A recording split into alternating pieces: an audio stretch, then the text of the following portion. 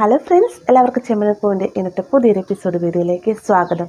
എപ്പിസോഡിൻ്റെ തുടക്കത്തിൽ തന്നെ കാണിക്കുന്നത് നമ്മുടെ സച്ചിയും രേവതിയും കൂടി പൂക്കടയിലേക്ക് പോകുന്ന സമയത്ത് രേവതി തൻ്റെ ഒരു വലിയ ആഗ്രഹം തന്നെ സച്ചിയോടായിട്ട് പറയുന്നുണ്ടല്ലേ.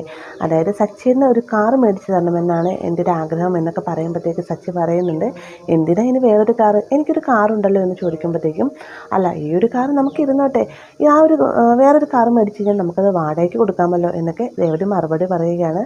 ഈ സമയത്ത് സച്ചി പറയുന്നുണ്ട്, എന്നാൽ ഒരു കാര്യം ചെയ്യാം, നമുക്കൊരു ഹെലികോപ്റ്റർ തന്നെ വാങ്ങിക്കളയാം എന്ന് പറയുന്നുണ്ട് കേട്ടോ. വേണമെങ്കിൽ നമുക്കൊരു ഹെലികോപ്റ്റർ മേടിക്കാം, അതിനൊന്നും വലിയ പൈസ ഒന്നും വരുന്നില്ലല്ലോ, പിന്നെ വലിയ എന്തെങ്കിലുമൊക്കെ ആഗ്രഹിച്ചാൽ സച്ചിയായിട്ട് നമുക്ക് ചെറുതായിട്ട് എന്തെങ്കിലുമൊക്കെ മേടിക്കാൻ സാധിക്കുള്ളൂ എന്നൊക്കെ രേവതി പറയുകയാണ്. പിന്നീട് കാണിക്കുന്നത് കടയിലേക്ക് വേണ്ടിയിട്ടുള്ള പൂക്കളെല്ലാം മാർക്കറ്റിൽ നിന്ന് മേടിച്ചുകൊണ്ട് വന്നതിന് ശേഷം വണ്ടിയിലേക്ക് കയറ്റി വയ്ക്കാണ്ട് നമ്മുടെ രേവതിയും സച്ചിയും കൂടി. അപ്പോൾ ഈ സമയം തന്നെ അതിൽ പൂ വിൽക്കുന്ന വേറെ ചേച്ചി പോവാണ്. രേവതിയെ കാണുമ്പോഴത്തേക്കും അവർ ചോദിക്കണം, രേവതി നിന്നെ കണ്ടിട്ട് ഒരുപാട് നാളായല്ലോ, നീ കടയിൽ കിട്ടുമെന്ന് ഞങ്ങൾ അറിഞ്ഞു, എന്തായാലും ഇനി സ്ഥിരമായിട്ട് നിന്നോടെ കാണാമല്ലോ എന്നൊക്കെ ചോദിക്കുകയാണ്.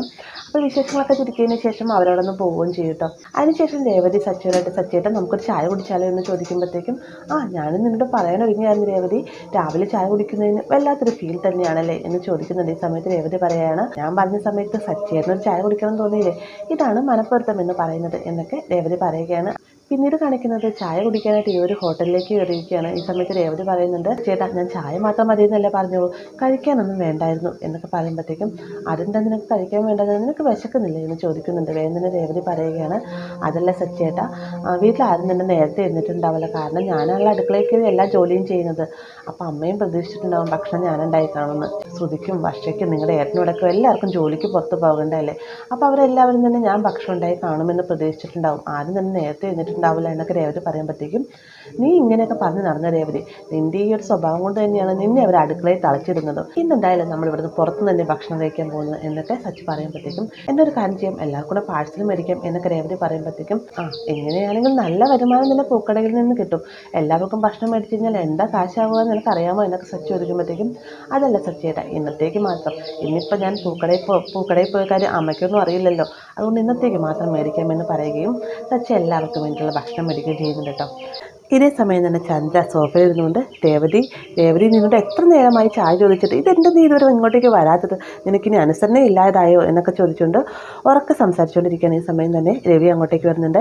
എന്നിട്ട് പറയുന്നത്, നീ എന്തോ ഒരു ഒച്ച എടുത്താലും രേവതി അത് കേൾക്കാൻ പോകുന്നില്ല, അത് അഹങ്കാരം കൊണ്ടൊന്നും അല്ല കേട്ടോ, രേവതി മോൾ ഇവിടെ ഇല്ല, അവൾ രാവിലെ 4 മണിക്ക് തന്നെ മാർക്കറ്റിൽ പോയി എന്നൊക്കെ രവി പറയുകയാണ്.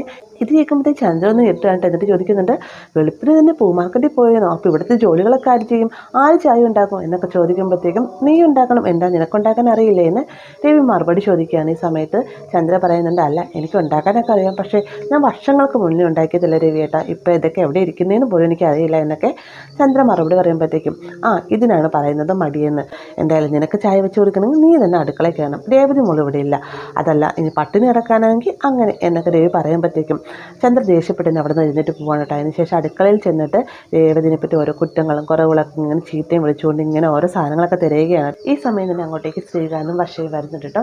രേവതിനെ കാണാത്തോണ്ട് തന്നെ തിരക്കുമ്പോഴത്തേക്കും ചന്ദ്ര പറയുന്നുണ്ട്, അവൾ ഷോപ്പിംഗ് മാളിൽ പോയിരിക്കുകയാണ്, അവൾക്ക് ഷോപ്പിലേക്കുള്ള സാധനങ്ങളൊക്കെ പർച്ചേസ് ചെയ്യുന്നതിന് വേണ്ടിയിട്ടെന്നൊക്കെ ഒരു പുച്ഛ ഭാവത്തിലൂടെ നിന്ന് ചന്ദ്ര സംസാരിക്കുകയാണ്. അതിനുശേഷം ഓരോ ഷെൽഫും തുറന്ന് കാപ്പിപ്പൊടി തിരക്കുകയാണ് കേട്ടോ ചന്ദ്ര.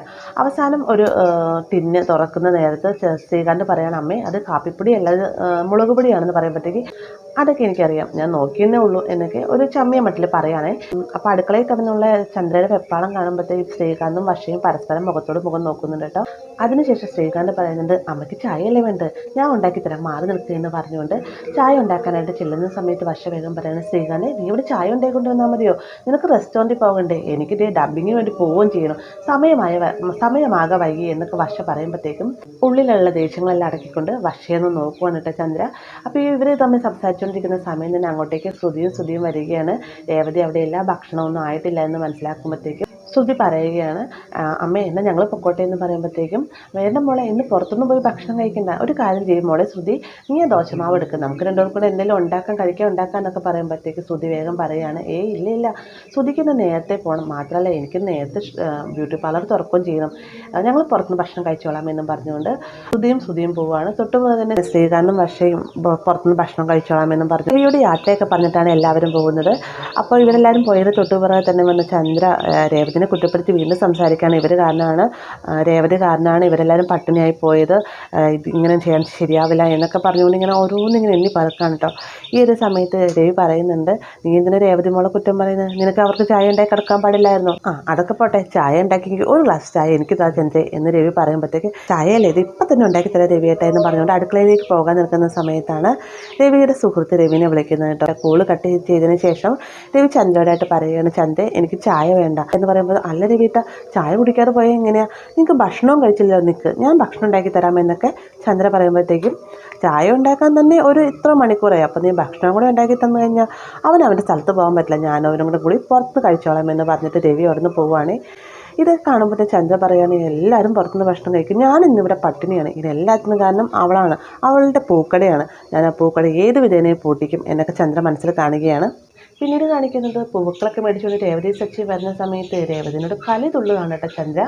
ഈ ഒരു സമയത്ത് സച്ചി പറയുന്നത്, നിങ്ങളെന്തിനാ അവളോട് ദേഷ്യപ്പെടുന്നത്, ഇനിയിപ്പോൾ പണ്ടത്തെ പോലെ ഈ വീട്ടിലെ എല്ലാ പണികളും തീർക്കാനൊന്നും രേവതിനെ കൊണ്ട് സാധിക്കില്ല, അവളെ കൊണ്ട് പറ്റുന്ന പണികളെല്ലാം തന്നെ അവൾ ചെയ്യും, അതുകൊണ്ട് തന്നെ നിങ്ങൾക്ക് വേണ്ടി നിങ്ങളൊരു വേലക്കാരി വെച്ചോ എന്നൊക്കെ സച്ചി പറയുമ്പോഴത്തേക്കും, നീ അവനെ എരിപിരി കയറ്റി വിട്ടിരിക്കുകയാണല്ലേ രേവതി എന്നും പറഞ്ഞുകൊണ്ട് രേവതിയുടെ അടുത്ത് കലി തുള്ളി ചെല്ലുകയാണ് കേട്ടോ ചന്ദ്ര. ഈ സമയത്ത് സച്ചി പറയുന്നുണ്ട്, നിങ്ങളെന്തിനാ അവളോട് ദേഷ്യപ്പെടുന്നത്, കാര്യങ്ങളൊന്നും മനസ്സിലാക്കി പെരുമാറാതിരിക്കാൻ ഞാൻ എൻ്റെ കൊച്ചുകുട്ടിയാണോ എന്നൊക്കെ ചോദിക്കുകയാണ്.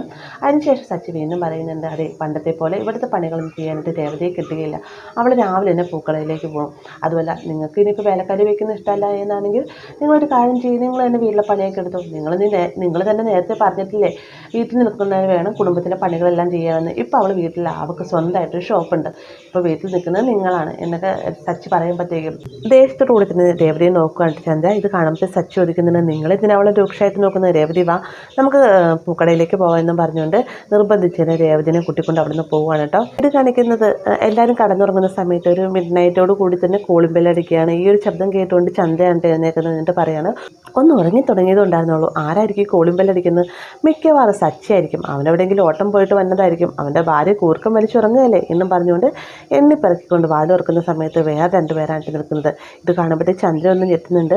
അപ്പോൾ ഇവർ പറയുകയാണ്, ഈ പേടിക്കേണ്ട ഞങ്ങൾ കള്ളന്മാരൊന്നുമല്ല, ഒരു പൂമാലയ്ക്ക് വേണ്ടി ഓർഡർ ചെയ്യാൻ വേണ്ടി വന്നായിരുന്നു, വേറെ സ്ഥലത്ത് കൊടുത്തപ്പം അവർക്കത് പറ്റില്ല എന്ന് പറഞ്ഞു, അതുകൊണ്ട് നാളത്തേക്ക് അത്യാവശ്യമായിരുന്നു, നിങ്ങളല്ലേ ചന്ദ്രമതി, നിങ്ങളുടെ എല്ലാ ഫ്ലവർ ഷോപ്പ്, അത് അത്യാവശ്യമായി നാളത്തേക്ക് പൂക്കൾ വേണമായിരുന്നു, എത്ര രൂപ വേണമെങ്കിൽ അഡ്വാൻസ് ആയിട്ട് തരാമെന്നൊക്കെ ഇവർ പറയുമ്പോഴത്തേക്ക് ചന്ദ്രയ്ക്ക് ദേഷ്യമെടുക്കാനാവുന്നില്ല. ചന്ദ്ര പറയുകയാണ്, എന്നെ കണ്ടിട്ടൊരു പൂക്കാരിനെ പോലെ തോന്നുന്നുണ്ട് തനിക്ക്, ഇവിടെ പൂക്കാരിയുമില്ല ആരുമില്ല, പൂമാല ഇവിടുന്ന് കെട്ടിക്കൊടുങ്ങുന്നില്ല, താൻ തൻ്റെ പാട്ടും പോടോ എന്ന് പറഞ്ഞുകൊണ്ട് അവർ അവിടെ നിന്ന് ഇറക്കി വിടുകയാണ് കേട്ടോ. പിന്നീട് നേരം പുലരുന്ന സമയത്ത് എല്ലാവർക്കുള്ള ബ്രേക്ക്ഫാസ്റ്റ് ഒക്കെ വിളമ്പി കൊടുക്കാണ്ട് രേവതി.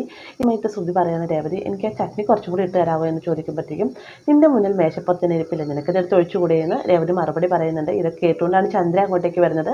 അപ്പോൾ ചന്ദ്ര ചോദിക്കുകയാണ്, എന്താ നിനക്ക് അവൾക്ക് എടുത്ത് കൊടുത്ത് എന്താ കുഴപ്പമെന്ന് ചോദിക്കുമ്പോഴത്തേക്കും, അവരുടെ മുന്നിലിരിക്കുന്ന സാധനം അവൾക്ക് എടുക്കാൻ പറ്റില്ലെങ്കിൽ അവൾ കഴിക്കേണ്ട, അതല്ല അമ്മയ്ക്ക് സങ്കടമാവുന്നുണ്ടെങ്കിൽ അമ്മ എടുത്ത് കൊടുത്തോളാനായിട്ട് രേവതി ചന്ദ്രയോട് പറഞ്ഞിട്ട് രവിക്ക് വേണ്ടിയിട്ടുള്ള ചായ കൊണ്ട് കൊടുക്കുകയാണ്. ഈ സമയത്ത് തൊട്ട് പുറകെ തന്നെ ചന്ദ്രയെ അങ്ങോട്ടേക്ക് ചെല്ലൂട്ടോ.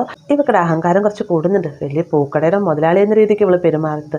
ഇന്നലെ രാത്രി ബാക്കിയുള്ളവനെ ഉറക്കുകയും ചെയ്തില്ല, പുറത്തുനിന്ന് 2 പേര് വന്ന് പൂക്കൾ ഓർഡർ ചെയ്തിരിക്കുന്നു, പറഞ്ഞതല്ലേ വീട്ടിലേക്ക് വരുന്ന വഴിക്ക് ഷോപ്പുണ്ട്, ഒരു കാര്യം ഉണ്ടായിരുന്നില്ല എന്നൊക്കെ ചന്ദ്രമതി പറയുമ്പോഴത്തേക്കുമാണ് സച്ചി അങ്ങോട്ടേക്ക് വരുന്നിട്ട് പറയുകയാണ്, അമ്മ ചെയ്ത് തെറ്റായിപ്പോയി, അങ്ങനെ ആരെങ്കിലും രേവതി അന്വേഷിച്ച് വന്നിരുന്നെങ്കിൽ രേവതിനെ അമ്മ വിളിക്കണമായിരുന്നു എന്നൊക്കെ സച്ചി പറയുമ്പോഴത്തേക്കും വർഷയും ശ്രീകാന്തും അങ്ങോട്ടേക്ക് വരുന്നിട്ടുണ്ട്. വർഷ പറയുന്നുണ്ട്, അല്ല ആൻറ്റി പറയുന്നതിൽ എന്താ തെറ്റ്, വീട്ടിലേക്ക് കയറി വരുന്നതിനൊക്കെ ഒരു സമയം കാലയൊക്കെയല്ലേ, ഒന്നല്ലെങ്കിൽ രേവതി ചേച്ചി വർക്കിംഗ് ടൈം ഇത്ര സമയം മുതൽ ഇത്ര സമയം വരെ ഉള്ളൂ എന്ന് എഴുതി വയ്ക്കുന്നത്, ആൻറ്റിയും അങ്കിളും ഹാളിൽ കിടക്കുന്ന സമയത്ത് അവർക്ക് ഡിസ്റ്റർബ് ആകുമെന്നൊക്കെ വർഷ പറയുമ്പോഴത്തേക്കും സച്ചി പറയുകയാണ്, അവർ ഹാളിൽ കിടക്കാനുള്ള കാരണം ആരാ, നിങ്ങളല്ലേ എന്ന് ചോദിക്കുന്നുണ്ട്. ഞങ്ങളോ, ഇതിനെല്ലാം കാരണം നിങ്ങളാണ് എന്നൊക്കെ വർഷ പറയുമ്പോഴത്തേക്കും വർഷയുടെ വായടയ്ക്കുന്ന മറുപടി തന്നെ നമ്മുടെ സച്ചി പറയുന്നുണ്ട്. അതിനുശേഷം വർഷ വീണ്ടും പറയുകയാണ്, ആൻറ്റിക്കും അങ്കിളിനും പ്രായമായി വരികയാണ്, മര്യാദയ്ക്ക് ഉറങ്ങിയില്ല എന്നാണെങ്കിൽ ഒരുപാട് രോഗങ്ങളൊക്കെ വരും എന്നൊക്കെ പറയുമ്പോഴത്തേക്കും, രോഗങ്ങളോ, ഉറങ്ങിയില്ലെങ്കിൽ രോഗങ്ങളുണ്ടാവുമോ എന്നൊക്കെ ചോദിച്ചുകൊണ്ട് ആശങ്കയോട് സങ്കടത്തോടെ നിൽക്കുന്ന ചന്ദ്രയെ കാണിച്ചുകൊണ്ടാണ് ഇന്നത്തെ എപ്പിസോഡ് അവസാനിക്കുന്നത്. വീഡിയോ ഇഷ്ടമായെങ്കിൽ ലൈക്ക് ചെയ്യാനും കൂടെ ചാനൽ സബ്സ്ക്രൈബ് ചെയ്യാനും മറക്കരുതേ.